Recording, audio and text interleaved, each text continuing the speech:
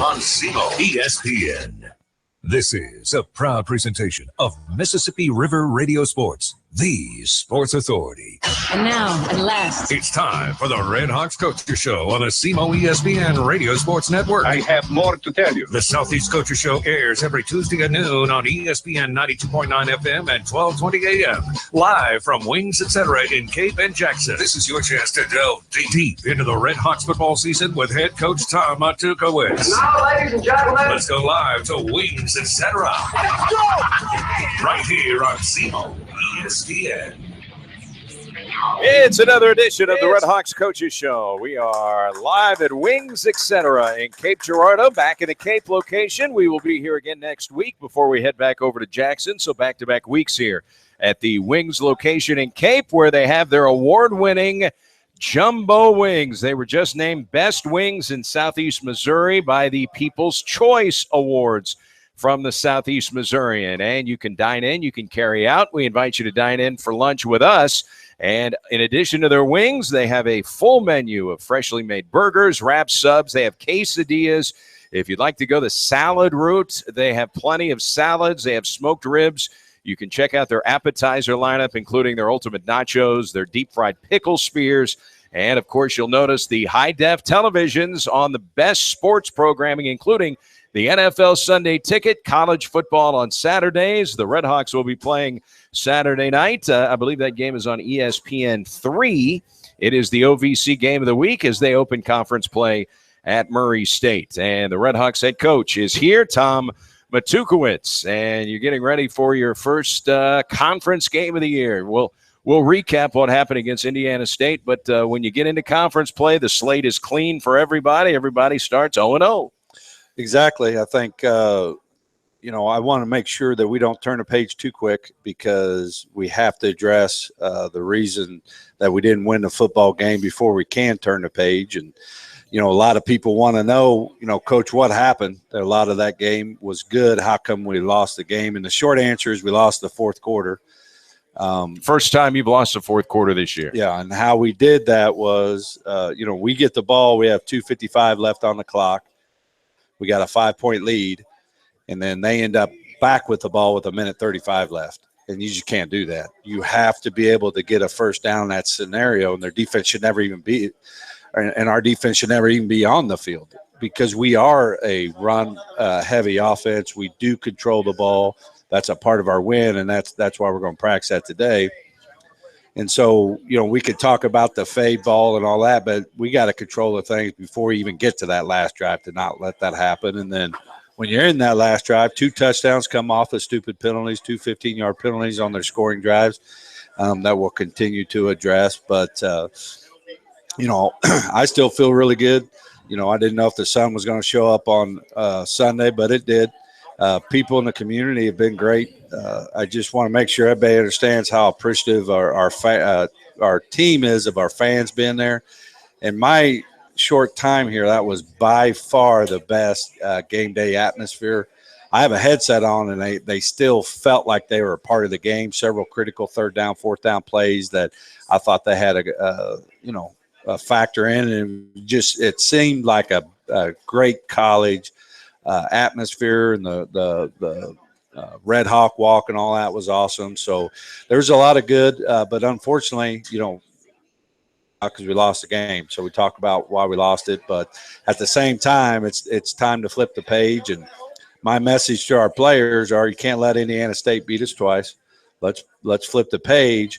But we will not have a team breakthrough until we have personal breakthroughs. Like everybody in our football team have little things that they got to be able to break through. Then that's going to allow our team to break through. And so that's our focus. The official attendance for the game, just over 7,600 through everyone that has played a home game now. That ranks 5th in the OVC in terms of home attendance for that game. And if you could keep that number pretty steadily coming to Houck Stadium, I like your home field advantage. Yeah, I think, people have a lot of anticipation. They've had high hopes for this season, and we got to win. We got to win this weekend. so that we could get a good crowd against Eastern Illinois. But, we're going to do everything we can to try to make that happen. But, again, I appreciate it. Appreciate all the fans that have come, and that we're starting some really good traditions. I appreciate I think Nate and Brady are out there. One thing that bothered me is they used to call the end zone East End Zone. And that's a special place, right? Like, where can you go and tailgate on the field, basically? I can't name any other place. And now we got it, the Touchdown Plaza, or I believe Touchdown Plaza, which is a great name. And now we can refer to the Touchdown Plaza instead of the East End Zone. And we're starting to make some traditions and some things that we could be proud of. For anybody that wasn't there, or it just doesn't know, it's almost like one of the luxury suites where you go to another stadium, maybe a bigger facility.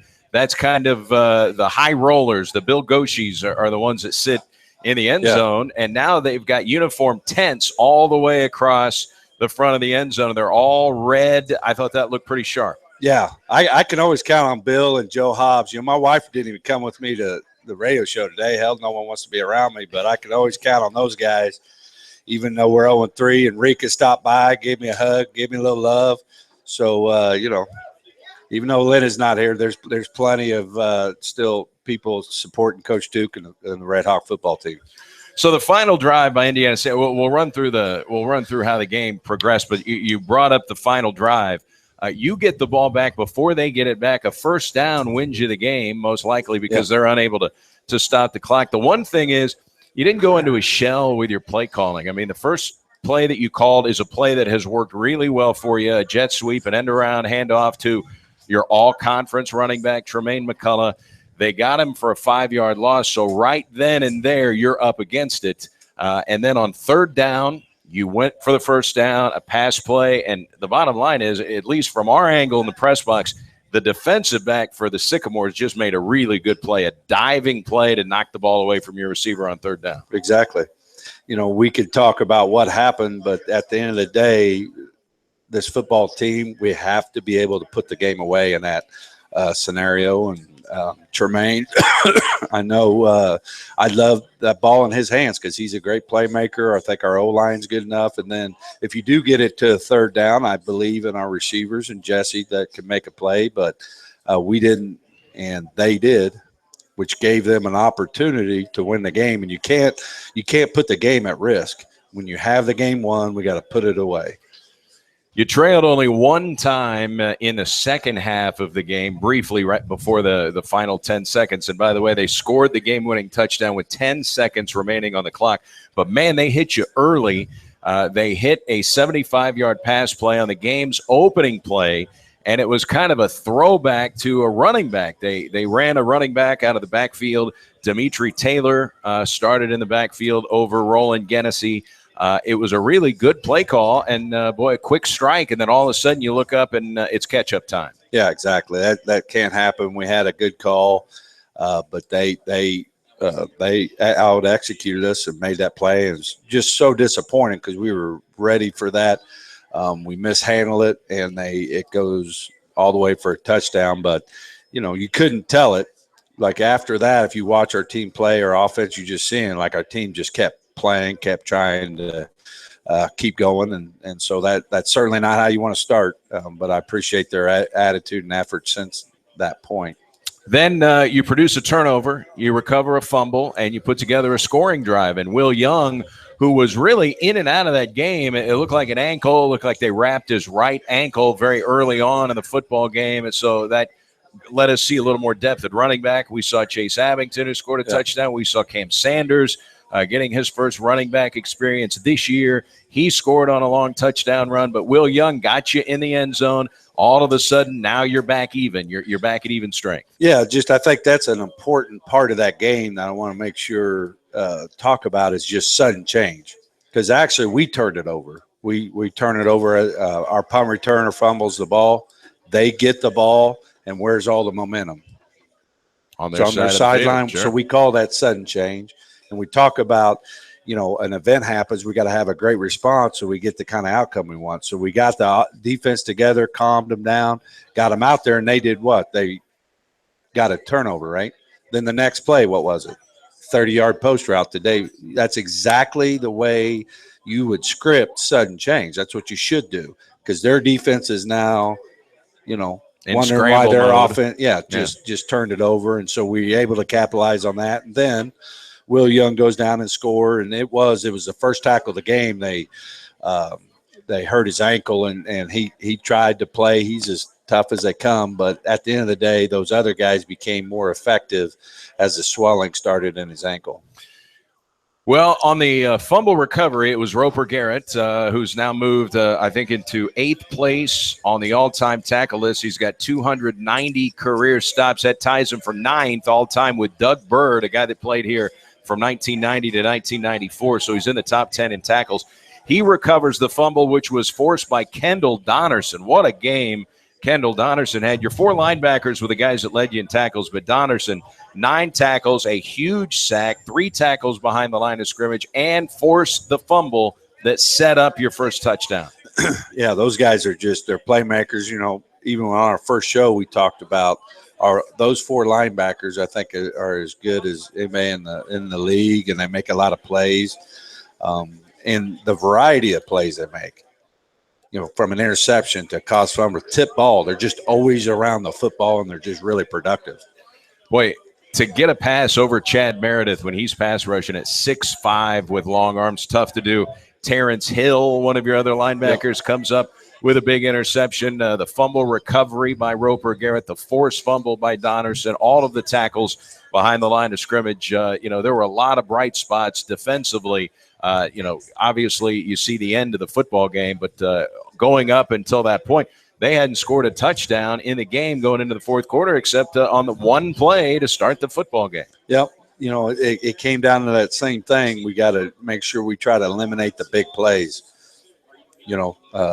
Without that big play to start the game, you feel much better about our defensive outing. And then you get a Ryan McCrum field goal from 29 yards. So you take the lead in the game 10-7. And then right before halftime, they do get a field goal, but they have an opportunity potentially to get in the end zone. So the positive was you kept them out of the end zone, and you go in all even Steven, just like you came out 2 quarters earlier. Yeah, I think third down and red zone, something we've really focused. And both our offense and defense actually outperformed them in both those categories. Third down, our offense was 55%, which before that it was in the 20s. Defensively, we made them kick field goals, and they went for it on fourth down and didn't get it also.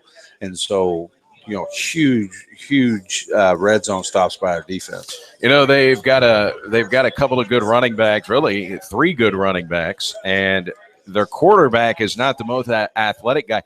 I was a little surprised by their play calling, 2nd and goal at the 1-yard line. They tried to do something with their quarterback, and you tackle them for a loss, and they were disrupted the entire rest of that series. Yeah. Again, you're normally going to win close football games if you make them kick field goals in the red zone. Now, in the red zone, at least through 3 games, you're number 2 in red zone defense.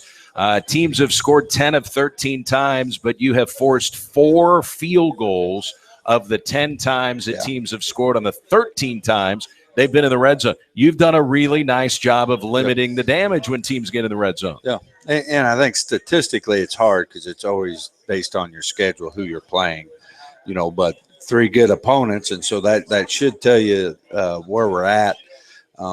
So I feel good about third down and red zone. Our 2-minute defense isn't good though, and I think my wife knows it. The problem is what is not happening. So the answer to that is we've made dumb mistakes. We haven't tackled well. And so that's going to be the emphasis. We have to play better in those 2-minute situations. So at halftime, it's 10-10, and as you go into the locker room, you have no penalties. You did not commit a penalty in the first half. Now, all the penalties came in the second half, but you played other than the fumble, which you got right back, you played a pretty clean first half. Yep. We had the pre-snap procedure penalties and those type of things, and we didn't have one of them. And they had played Missouri or Minnesota, and Minnesota had 5 penalties pre-snap because of some of the things they were doing with clapping and stemming, and so our offense really was able to handle that pretty good. And, no stupid penalties. And like I said, it was the turnover on special teams and the very first play were the two things that just, you can't do, and the things that we went into half talking about. And you brought Al Young in to return punts. The thing that I liked personally was his first time out there. The ball popped away from him. He had to take a hard step there late. It looked like maybe he misjudged a little bit. It popped free. So we were wondering, okay, what's going to happen the next time you have to return a punt? You sent him right back out there. Get his sea legs, and he handled it flawlessly. Yep. I mean, that's as a coach, we got to handle our players well, and you can't give them stuff before they're ready because it could really damage them. But then when a mistake happens, like, you shouldn't act surprised. Like, it ain't his fault that we're asking a true freshman to do that, and so we got to continue to be patient with him. The reason he was our punt returner was because of Tremaine McCullough's injury. He wasn't able to practice all week, and so I didn't feel comfortable with him being the punt returner. And but going forward, Al will still be a punt returner, but Tremaine should be back healthy and he'll move forward, still be our guy. I know you had talked about Al Young potentially helping out on the defensive side of the football. Where is he right now in his progression as you hit conference play? He's working well in there, and I think it's just that deal of he needs to have a personal breakthrough, like I talked about. I'm not going to assume he's ready. I'm going to watch the film, and when I see him ready, we'll add those snaps for him. All right.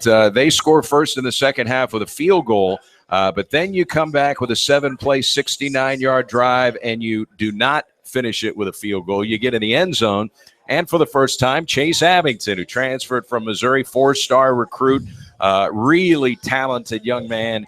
He's got 2 years here with you, and he gets in the end zone for the first time. We're seeing his playing time increase. We're seeing what appears to be a guy getting more comfortable in the system. Yeah, when we talk about our offense, we talked about red zone because at SIU we had to kick field goals.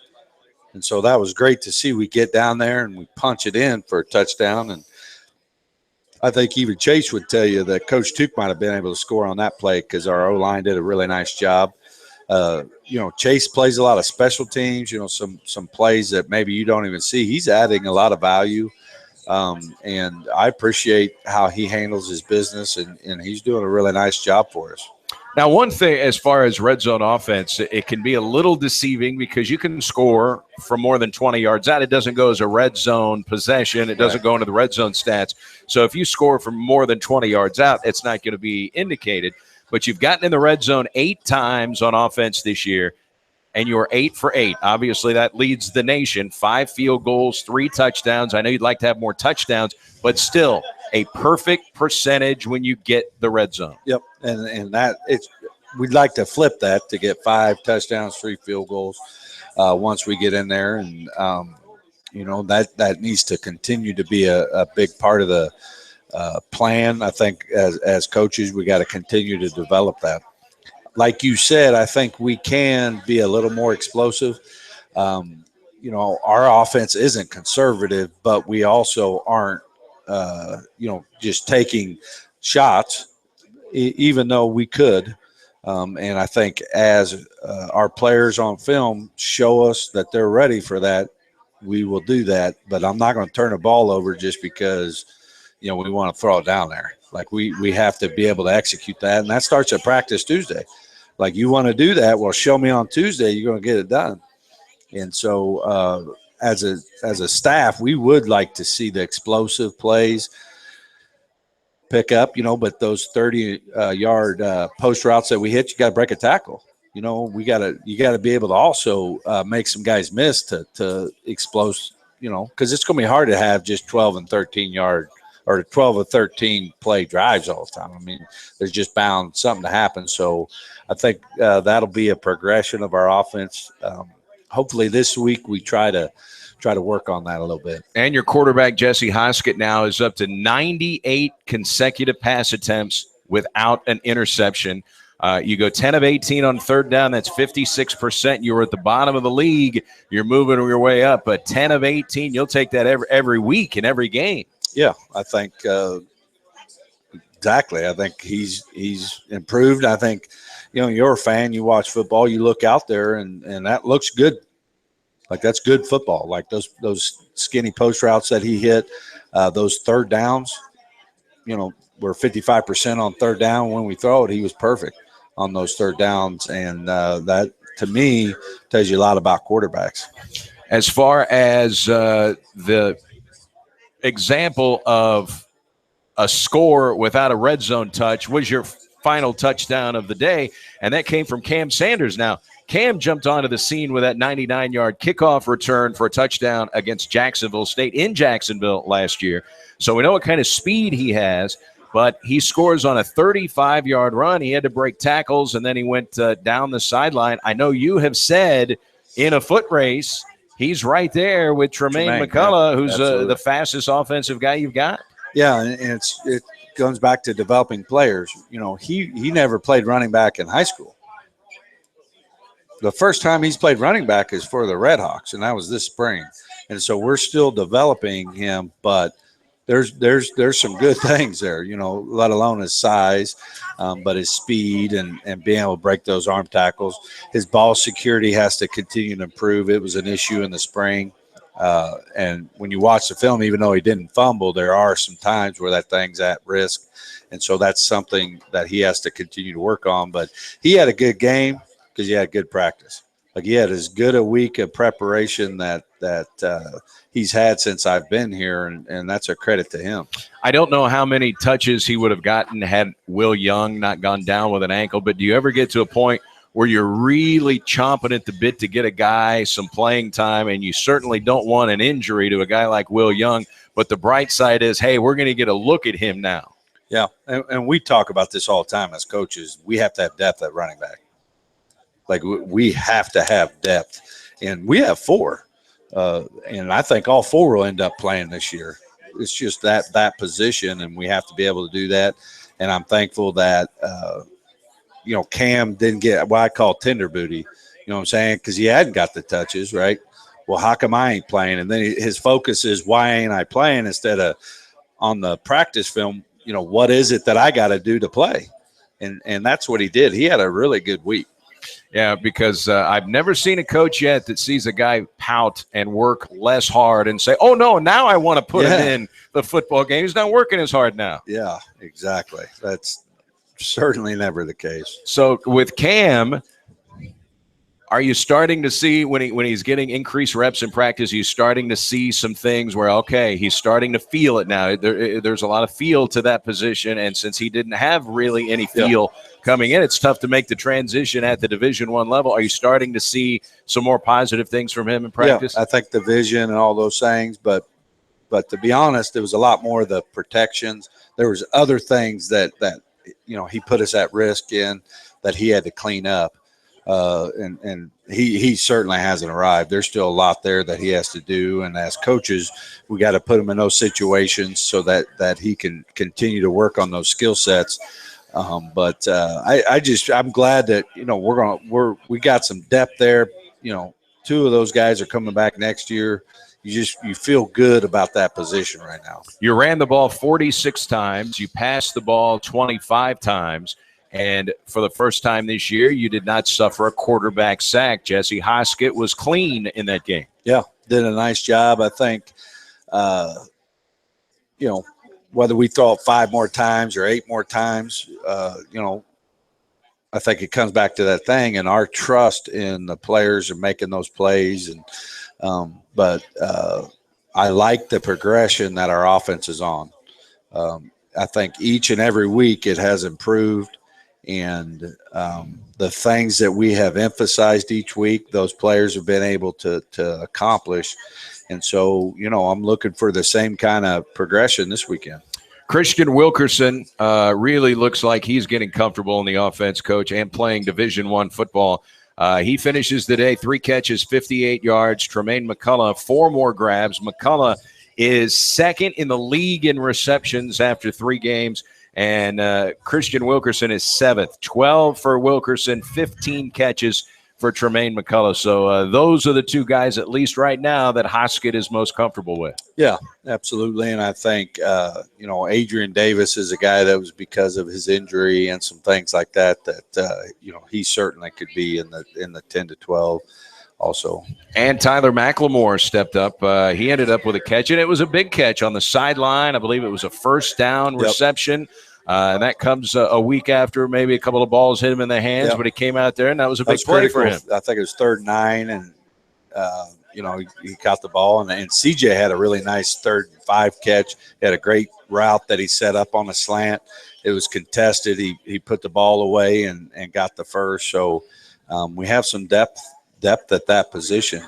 I think when you watch the film, you really feel good about those guys progressing. And with C.J. Curry, Coach, we haven't talked a lot about him, but for those who don't know, I mean, he originally committed to the University of Georgia. He is from Georgia, Flowery Branch. He was ranked as the number 45 receiver in the nation by Rivals. He spent 3 years at Oklahoma State, had some guys in front of him on the depth chart. So that's really what the book was on him coming out of high school. This is a high-level athlete, a Big 12, or even when he committed to Georgia, an SEC-level athlete. Can he be an impact guy for you? I think he's just like – the problem is he's a first-year player, so he's just like Jesse and everything. He's getting to know the system. But I think the strength of the wide receiver group is the group.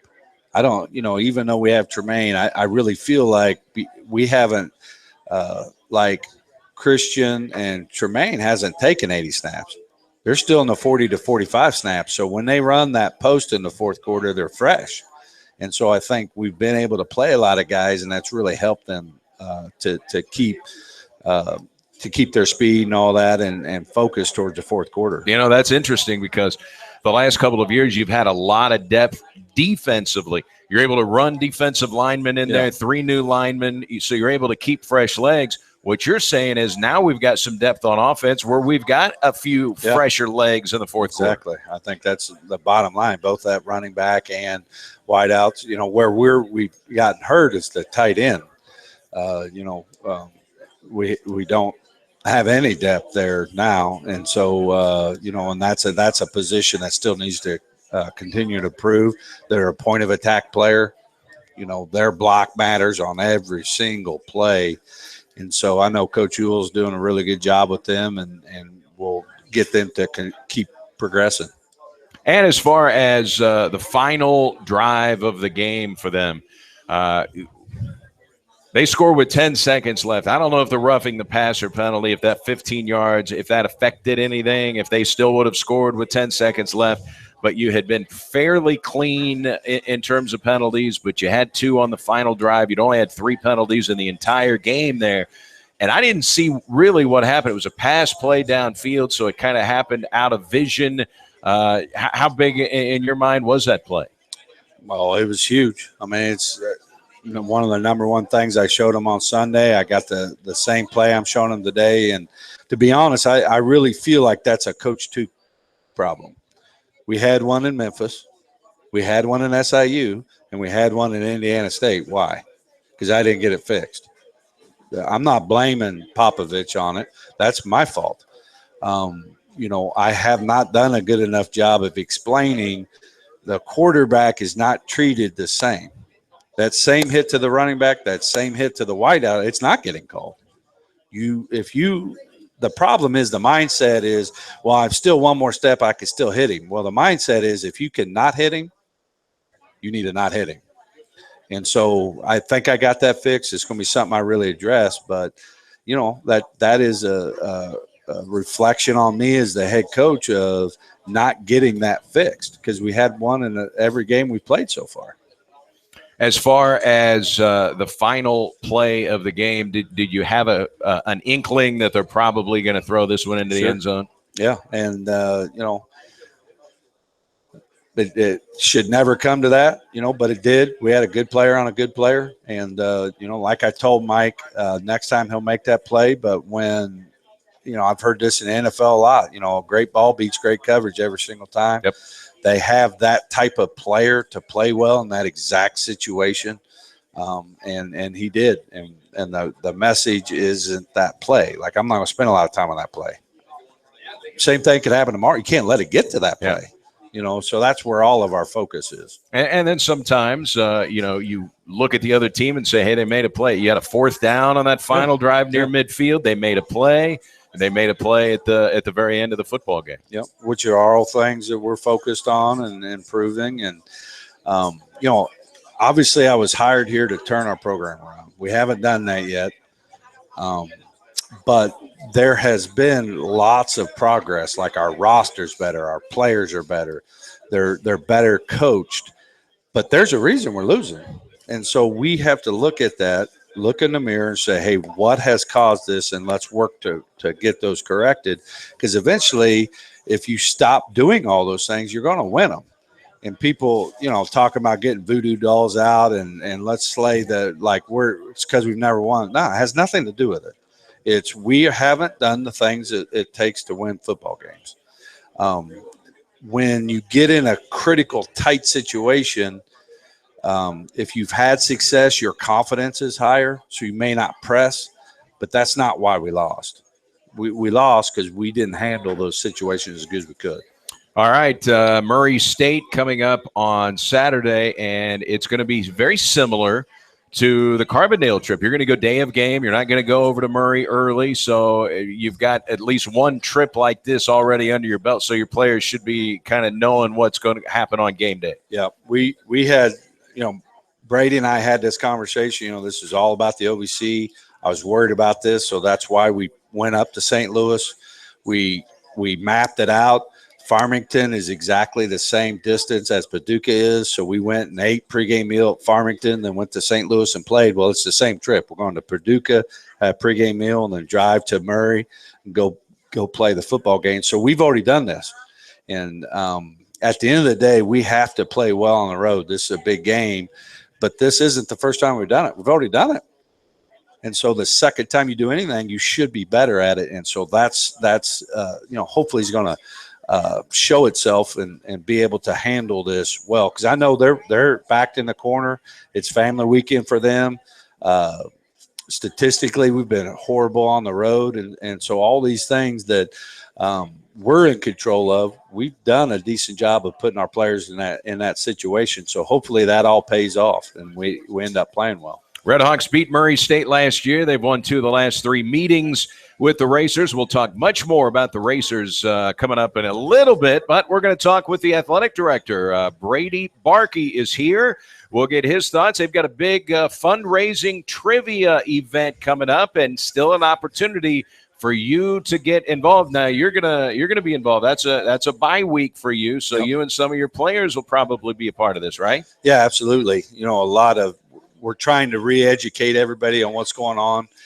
We've gone to more of a whole athletic department model as far as fundraising, and so this is one of our signature events. It's when there's not a home football game or away football game, so everybody can be a part of this, and it's going to be a really cool night. I definitely am terrible at trivia. Worst human being on the planet you could ask some type of question about that. But I'm going to enjoy the event. Coach Tuke will be there. We hope you can join us. It'll be October 15th at the Show Me Center. We'll talk more about it with the athletic director, Brady Barkey. Let's take a timeout. We are at Wings, etc. in Cape. Redhawks Coaches Show. Athletic director Brady Barkey coming up on SEMO ESPN. Etc.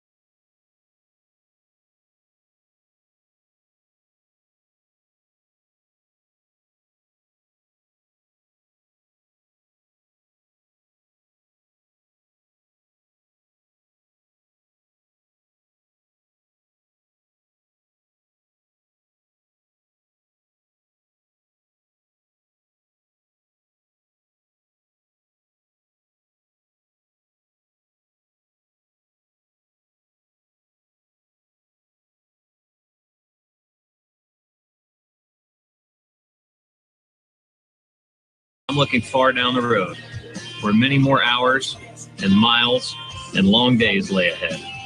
Because where I am today is just a start compared to where I'm going. Now is the time for 5-Hour Energy. I'm coming over. And now, your ESPN Radio Network local weather forecast. National Weather Service says this beautiful late summer pattern will continue through the next 3 to 4 days with sunshine, temperature anywhere from 88 to 89, maybe a touch of 90 degrees today, Wednesday, Thursday, and Friday, Saturday as well. Right now, Sunday, a slight chance of storms, high of 85, and a chance of showers and storms Monday in 83.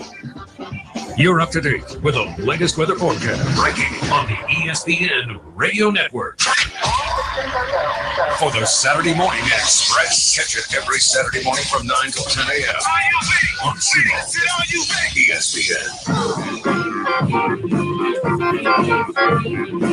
Redhawks Coaches Show live from Wings, etc. in Cape Girardeau. And we invite you, still got time in your lunch hour, stop by. You can join us.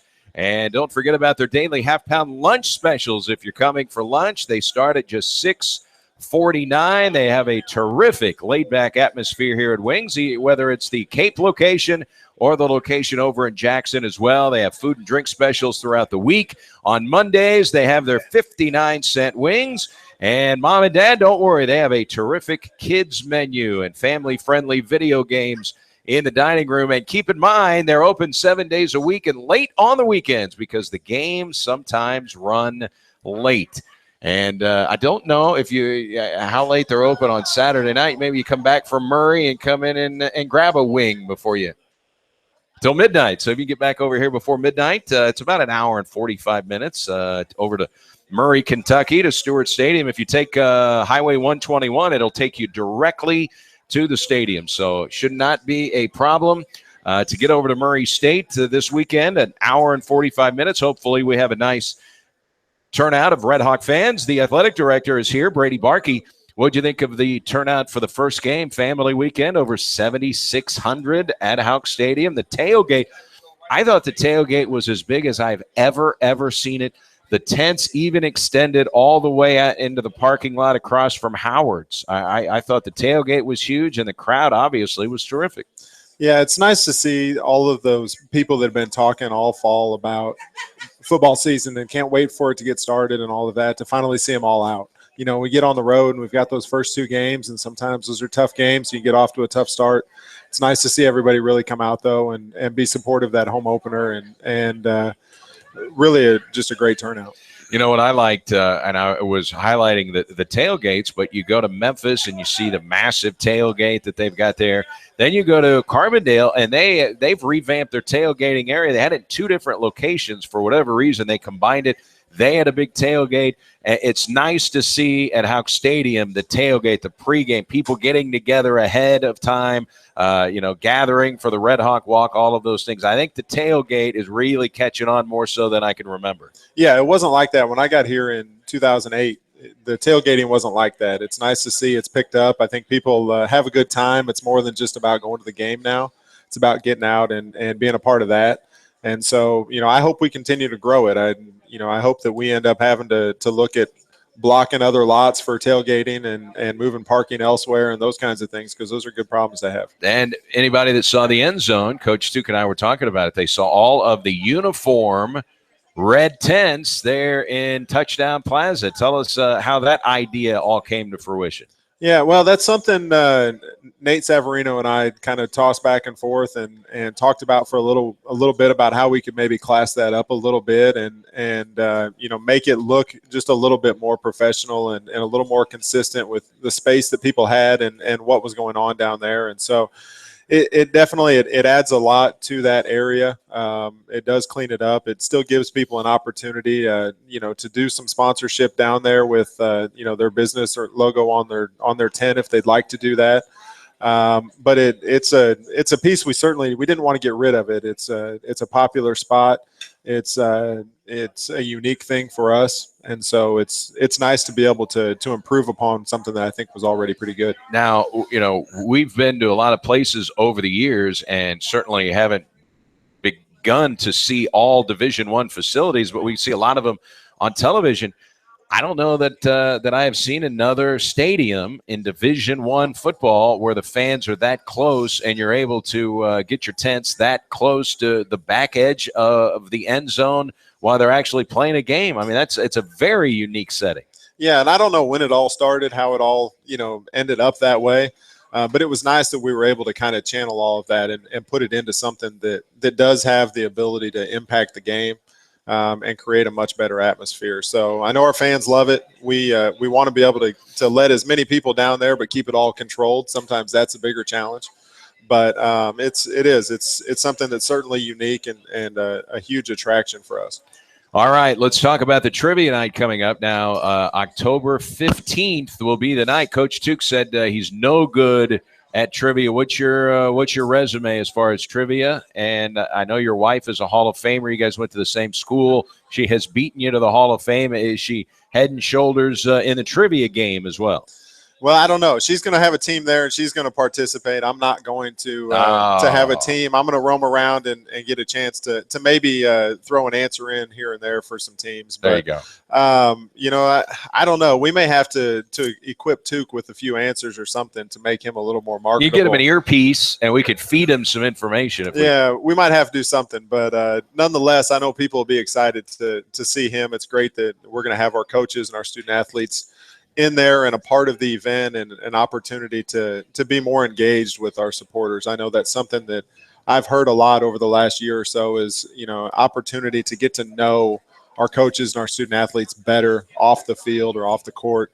And so we're going to make a big effort to have as many of them there as we can and have them a part of that evening to make it more enjoyable. Yeah, it's one of the cool things about having the coaches show is we get a chance to talk with some of the athletes and some of the fans get to hear from them. They get to meet them if they're here at Wings, etc. And that'll be an opportunity, not only football, which, by the way, that's a bye week for football, October 15th. But there will be athletes from all sorts of different sports from Southeast Missouri State, right? Yeah, we're going to have, coaches and student athletes at the tables kind of serving as some guest celebrity, participants, if you will, and kind of rotate around. And then we'll have them just kind of being, runners and greeters and those kinds of things throughout the evening too. So, we want to make it a departmental event. We want to have all of our coaches and all of our student athletes there and be able to, to really come together and make it just that kind of can't miss event. Well, I'm sure that there are people listening. Maybe they're watching our video feed or they're here at Wings, etc., and they may consider themselves trivia masters. If they want to get a team together, what's the process here? How many are on the team? How's it going to work? Yeah, it's they're teams of 8. It's $300 for a team of 8. That will include everything you need for the evening. It'll be 8 rounds of 8 questions. We'll have some breaks in between. We're actually even going to have a little celebrity wing eating contest. Now, who's going to be involved? Do we know who's going to be involved in that? I think we're still maybe confirming some of them, but I think we'll have the mayors of Cape and Jackson, that will be participants. I think Jimmy Wilforth from St. Francis, I think, is trying to get involved. Brenda Newburn from the CVB. We'll have a lot of people that are willing to put their wing eating skills to the test and just something a little bit different and a little bit unique, for that event. But people can come out. Doors open at 5. We'll have kind of a happy hour with food and drinks before it gets started at 6:30. We'll have 8 rounds of trivia, and we'll have food throughout the evening that we'll deliver to tables, and of course all of drinks and everything are all included as well. So really, it's not your average trivia night where you just show up, bring your cooler and your food and all of that. It's one of those that we're really going to try and cater to everybody that's there. So you're catered. You get the trivia night. Ends up being a little over $40 a person if you get a team of 8. How many availabilities are there still? We've still got some tables available. I think we were looking at maybe a dozen or so tables available, but I think we've got the ability to expand it a little bit if we've got some last minute people coming in. So certainly, if anybody's got interest, give us a call and we'll be happy to give you more information and be able to get you taken care of. All right, and the soccer team is off to a tremendous start. They are 6-2-1. They have wrapped up non-conference play, and they've been on the road a lot. They played some good competition. They're going to head to Eastern Illinois on Friday. Eastern Illinois, I believe, 3-5, but a 2-game winning streak as they head into conference play. So it gets down to it Friday for Redhawks soccer, and then they'll play, I believe, at SIU Edwardsville on Sunday. So a 2-match conference road swing here. Yeah, it's that time where conference season kicks in. They've had a tough non-conference schedule. If you look, and Tennessee and Kentucky, going on the road and playing those kinds of teams, get you ready for the conference season. That's at least a 10-hour bus ride up to Wisconsin, where they went up there. Yeah, and to go up there and be able to compete and come away with victories, and it's one of those things. We hate to have that much travel on the students. We'd like to have them at home more, but sometimes that's not possible. And so I know even when you get into conference, the travel sometimes gets a little bit less, even though you're on the road. And so I know they're welcoming conference and see what what they're made of against everybody else. I don't know if people saw it. It may have flown under the radar because the first phase of renovations to the Show Me Center were all visual, eye-popping stuff. The video, scoreboard, digital video, all of the seating at the Show Me Center, new lighting, sound system. I mean, all those things are kind of sexy when you talk about the renovations. They just finished a second wave of renovations. A lot of that is not visible, but they have reinforced some things inside the Show Me Center, the roof, the catwalks, and I guess they have done some work on the parking facility. Yeah, the parking lot, several of them needed a lot of work, and so they were able to do repairs and repaving of the parking lots, and then to your point, the rigging and things inside, so that they can bring some better shows and attractions into the venue as well. And so you don't necessarily notice it outside of the parking maybe being a little bit fresher when you go in, but that was a big commitment by the university to be able to improve that facility the way that they did. Have you driven by Kappahaw Field lately? I mean, it's just a dirt patch. There is no outfield fence. There is no scoreboard. There is no grass. There's nothing going on out there. How's everything coming with the overhaul out of Kappahaw? Yeah, I drove by there this morning and took a look at the progress, and it's everything's on schedule, and I think the removal and everything went a little bit better than what they were anticipating. So they were on schedule with that, and starting to pour some of the concrete curbing that the turf ultimately butts up against at the outer edges. And so once they do that, and then you start to put the rock down to get that base, it's not going to be that long before we start seeing turf go in. I was wondering, because you see the water level of the pond. I know when the river is up, sometimes we get some water down up the first base line outside the first base dugout. Do they have an extra challenge in terms of drainage? They always put good drainage systems in these turf fields. Do they have any additional challenges with draining, considering the water levels there at the park? They're actually addressing the water issue that's there on the first base side, that it always seems to seep up, and that sidewalk is always wet and slippery. There's actually a drainage tile that they're running from there all the way out to connect into the one that they fixed last year, and then to the pond. And so that should all be addressed with the renovation, and should be taken care of. And so there's a lot of water that drains through there, but they'll have an adequate system to be able to take care of all that. I was thinking there are no video boards in baseball in our conference. I mean, you have to go to some of the bigger venues before you start to see video. Have you seen just exactly what kind of a board it's going to be? I know it will include video. Yeah, we've seen the design on it, and it's it will look a lot like our existing our existing scoreboard in terms of the actual appearance of the scoreboard. But there will be about a 15-foot by 10-foot video panel in the center of it. I know some of the staff have some concerns about who's going to run that and extra staffing that's going to go along with it. John Stevenson can do everything. He can literally do 5 things at once. I've seen him do it. Yeah, he can. I don't know if he wants to jump on the video board or not, but no, I mean that's great for us. It's it's another recruiting tool for us. We have the ability then to do some additional things in game.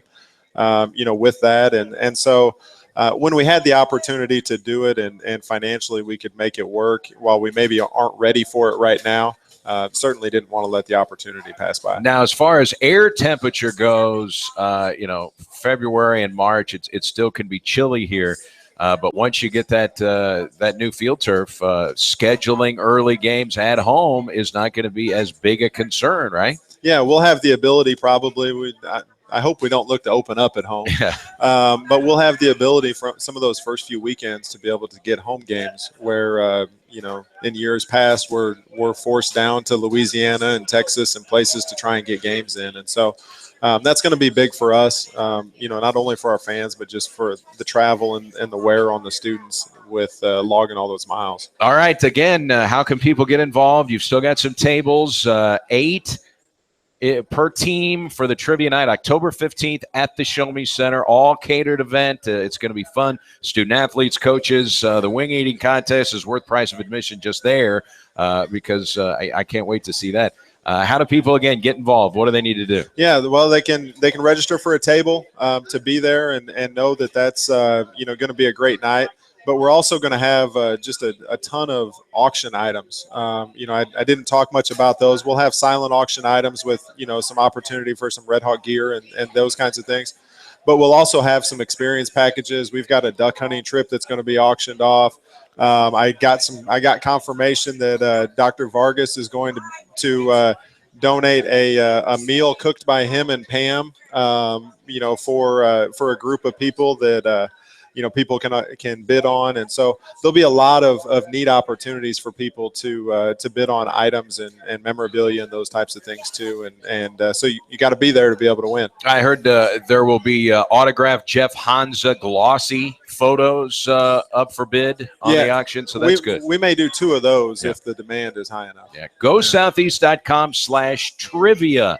If you want to get involved, again, just log on to the website, GoSoutheast.com/trivia. Great catching up, Brady. We'll see you in Murray, Kentucky on Saturday. Sounds great. All right, Brady Barkey, athletic director at Southeast Missouri State. Let's take one final timeout. We'll talk Redhawks and Racers with Coach Tuke to wrap it up after this. It's the Redhawks Coaches Show live from Wings Etc. in Cape on SEMO ESPN. Going about Wings Etc. See, Wings Etc. has those award-winning jumbo wings. They're popular for both dine-in and carry-out. Now, the word is getting out about Wings Etc.'s appetizer lineup. From the ultimate nachos to the deep-fried pickle spears, frankly, they're irresistible. Friends are sharing time together at Wings Etc. They've got dining rooms filled with HD TVs tuned to the best sports programming, including NFL Sunday Ticket.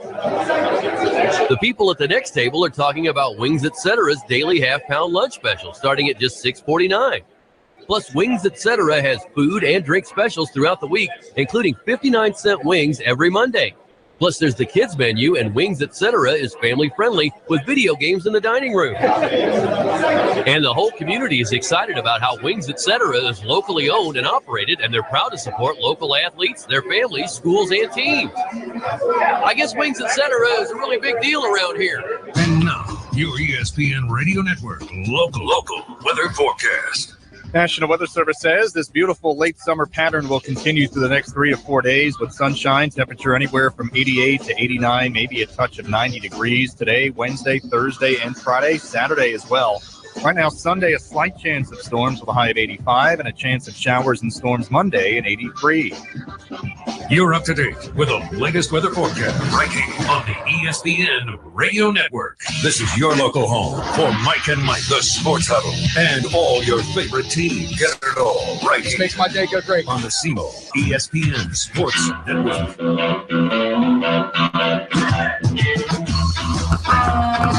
Final segment, Redhawks Coaches Show on SEMO ESPN, live from Wings Etc. Voted best wings in Southeast Missouri by the People's Choice Awards through the Southeast Missourian. So if you've never tried their award-winning wings, we invite you to stop by. We will be here again next Tuesday at noon in the Cape Girardeau location. So back-to-back weeks here in Cape. And as we get ready to head to Murray, Kentucky, Stewart Stadium, I think they had some renovations during the offseason, so they have spruced things up a little bit. the big thing with Murray State, Coach, they were the number one passing offense, not only in the OVC. I think they were the second best passing offense in the nation last year. And that's because they have an All-American quarterback who's on 4 different All-American teams. KD Humphreys, he's getting ready to break all their 4 major passing records, touchdowns, completions, attempts, passing yardage. But he did not play last week, a sore throwing shoulder. They lost that game. He is listed on the depth chart to play this week. I'm guessing you're preparing as if you'll face their All-American Humphreys. Yeah, I think everything, all the reports that we're getting is he's back and ready to go, and that is the challenge. And my message to my team and the message to people that are listening here, you can't compare scores. Their game versus SIU and our game versus SIU, it doesn't have anything to do with each other. That's what fans do, is they compare scores. Well, then we should do this and they should do that. It has no effect. So this game is in a game of itself. Obviously, with KD back, we have our hands full because he can flat out zing it. And we got to do a great job of tackling because he will get his yards. We can't give up the big plays, and we got to play great in the red zone. And their top receiver so far, and he's off to a really good start, is Jordan Gandy. 6'4", he's out of Alabama, second in the OVC in receiving yards. In fact, their passing offense is number 1. They're last in rushing offense, and they're just not putting all the points on the board that maybe you would think. Only 14 points per game, and again, they played the University of Illinois, but they're next to last in terms of scoring offense, but number 1 in pass offense. But they're trying to find some traction in that running game. Yeah, I think they've got several new pieces. I think most of their issues would be from the O-line. So whether it's protection or running the ball, I think it stems from them. It's not that they're not good players. They're actually really good players. They haven't played together well. There are a lot of new starters, and the O-line, you got to know what your buddy's going to do and all those things. And so I'm sure they're going to really focus on trying to get that group ready to go this weekend. Yeah, their most veteran guys are their left tackle, Joe Irby, and their right guard, Chris White. The right tackle, Noah Banks, has played in just 3 games. Their center, only 3 Division I starts. So that kind of verifies what you're saying. They're trying to get some cohesion on the offensive line. One thing that they have been pretty good in is red zone defense so far. Yeah, I think defensively, they definitely give you some challenges there. We got to do a great job taking care of the football. Last year, we were able to run the ball, and I think we were able to break arm tackles and to make guys miss. And so that's really what I want to see from our offense this week. I want them to be able to make some more explosive plays, not from throwing the ball 80, but throwing it, 30 and then breaking a tackle or getting out on the edge and do what Cam Sanders done, have a 35-yard run because he's able to make a guy miss or break an arm tackle. Last year, they were last in total defense, next to last in scoring defense. They've been trying to shore that up. They have struggled a little bit on the defensive side of the ball. They gave up 50 points last week against the Salukis, gave up over 50 to the University of Illinois. You're going to see a 4-3 front coming up Saturday? More of a 4-2-5. They play with a nickel. Okay. But it is an even front. And so whether it's even 4-3 or 4-2, it just kind of depends on the formation is what the box looks like. All right, you beat them last year. High-scoring offense, held them to just 1 touchdown at your place. What are you highlighting as the things that have to go right for you Saturday to win this game? Well, we won't talk about last year, and we won't talk about none of that has any bearing for us to play well. Like, what haven't we done yet? Let's try to focus on that. And what I talked about before, we will not have a team breakthrough until we have personal breakthroughs, and that comes from basically personal execution. Like, here's what I need to do. Here's what I got to do to get ready for that opportunity, and then do it. When we have a bunch of guys have personal execution and personal breakthroughs, now all of a sudden we put a complete game together, and we're right there. So I think this is going to be the game that we break out. I certainly feel like that's the case, but it's still going to come down to this practice, Wednesday's practice, Thursday's practice, and all the preparation that our team puts in. 6 o'clock kickoff, Stewart Stadium, Murray, Kentucky. It's an hour and 45 minutes over to Murray, and we hope that we have a nice turnout of Red Hawk fans there. We'll see you over in Murray, Coach. Thanks for your time today. Coach Tom Atukowicz, he'll be back with us next Tuesday, 12 noon. We'll be right back here in the Cape Girardeau location for Wings, etc. Stay tuned. Rosillo and Cannell coming up next on ESPN Radio for a final time. So long, everybody, from Wings. This has been the Redhawks Coaches Show on SEMO ESPN.